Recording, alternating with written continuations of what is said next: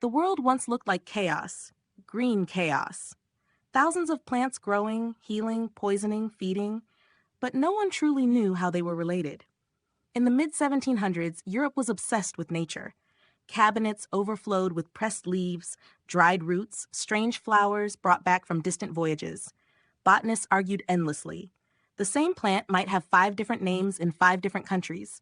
Knowledge was piling up faster than understanding, and science was drowning in its own discoveries. In Sweden, under long summer light and brutal winters, a man named Carl Linnaeus paced his study. He wasn't hunting new plants. He was hunting order, a way to tame the living world without killing its wonder.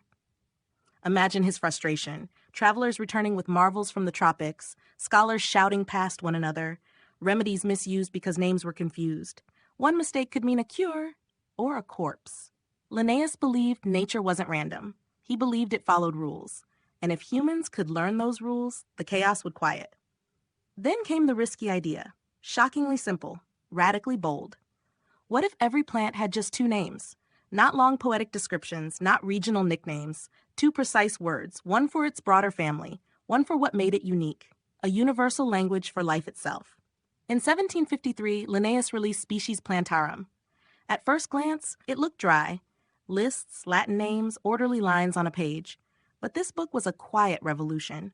With it, every known plant was pinned into a grand system, each one placed carefully beside its relatives, no longer floating alone in confusion. Critics scoffed. Some found his focus on plant reproductive parts indecent. Others said nature was too wild to be boxed in. But Linnaeus pressed on, convinced that understanding structure didn't erase beauty. It revealed it. And then something extraordinary happened. Across borders, across languages, scientists began speaking the same botanical tongue. Knowledge accelerated, medicines improved, exploration became safer. Plants were no longer just curiosities. They were data, connected, comparable, meaningful. This wasn't just about plants. It was about how humans could finally organize life without flattening it. Linnaeus showed that order and wonder could coexist. That classification wasn't control. It was comprehension.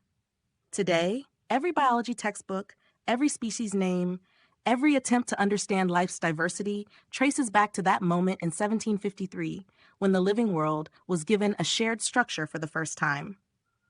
And maybe that's the quiet lesson. When we learn how to name things together, we begin to understand them together. If this story sparked your curiosity, take a moment to like, share, and subscribe. Leave a comment with what discovery you'd like to hear next.